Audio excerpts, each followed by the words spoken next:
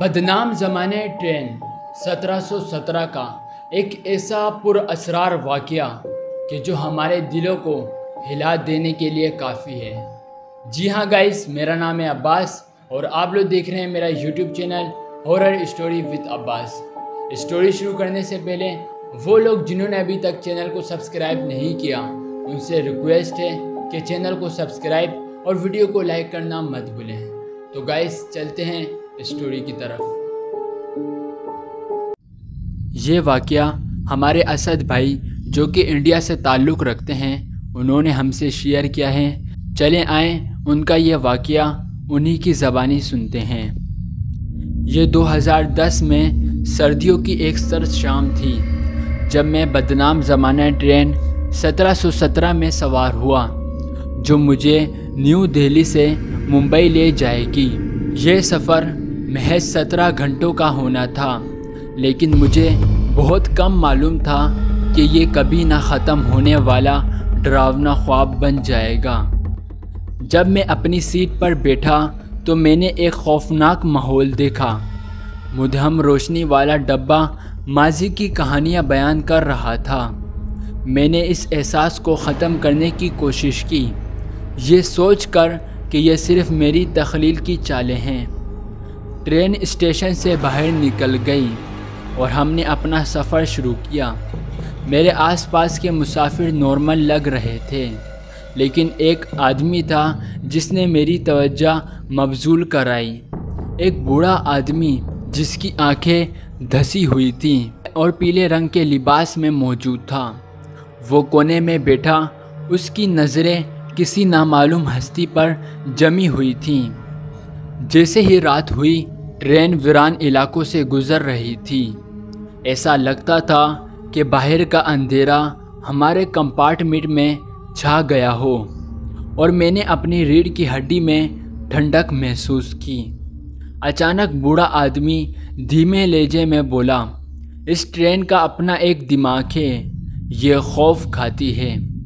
मैंने इनकी बातों को महज तोहम परस्ती कहकर मुस्तरद कर दिया, लेकिन जल्द ही अजीब और गरीब वाक़यात सामने आने लगे।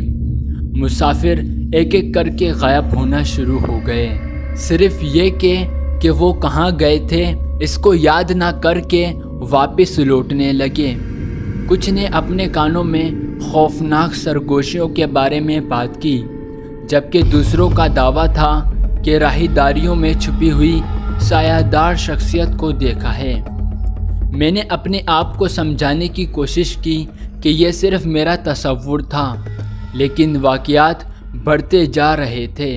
ट्रेन कहीं भी दरमियान में रुकी नहीं और रोशनियां बुरी तरह से टमटमा रही थीं। मुझे ऐसा महसूस होने लगा जैसे मैं ज़िंदा जहन्नुम में फंस गया हूँ। एक बदकिस्मत रात मैंने ट्रेन को तलाश करने का फ़ैसला किया। जब मैं वीरान राहदारियों से गुज़र रहा था तो मैंने एक दरवाज़े से ठोकर खाई जिस पर लिखा हुआ था इंटर ना हो। मेरा तजस्सुस मुझसे बेहतर हो गया और मैंने दरवाज़ा खोल दिया। अंदर मुझे पुराने अखबार से भरा हुआ एक कमरा मिला जिसमें से हर एक ट्रेन 1717 की अलमनाक वाक़यात के इत्तला दे रही थी। मैंने महसूस किया कि ट्रेन पुरअसरार है और हम सब बर्बाद हो गए हैं। अचानक रोशनियां चली गईं और मैं अंधेरे में डूब गया।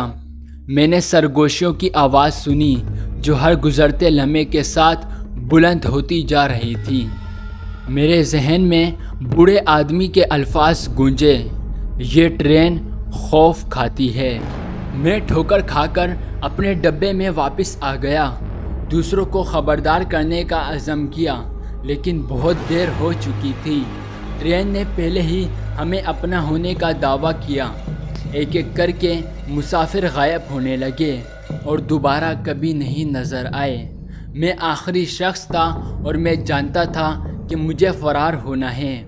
मैं राहदारियों में से भागा, रास्ता तलाश करने के लिए बेचैन था, लेकिन ट्रेन बदलती और मुड़ती दिखाई दे रही थी, जैसे कोई ज़िंदा हस्ती मुझे फंसाने के लिए कोशिश कर रही हो।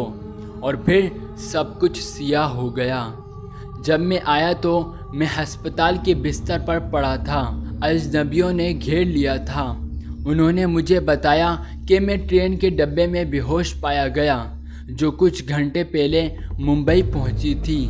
लेकिन मैं सच जानता था, मैं खौफ की गहराइयों के सफ़र पर था और मैं खुशकिस्मत था कि ज़िंदा बच गया।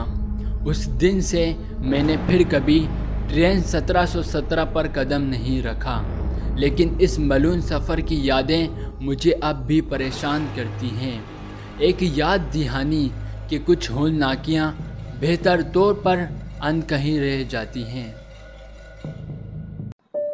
उम्मीद करता हूँ कि असद भाई की आपको ये स्टोरी अच्छी लगी होगी। अगर आप लोग को स्टोरी अच्छी लगी है तो चैनल को सब्सक्राइब और वीडियो को लाइक करना मत भूलें। इसी के साथ साथ मैंने अपने वीडियो के डिस्क्रिप्शन में अपना फ़ोन नंबर और अपनी जीमेल ऐड की हुई है। अगर आप लोग चाहें तो आप लोग कोई भी हॉरर वाक़या मुझे वहाँ शेयर कर सकते हैं। तो गाइस, मिलते हैं फिर एक अगली हॉरर स्टोरी के साथ। जब तक के लिए टेक केयर।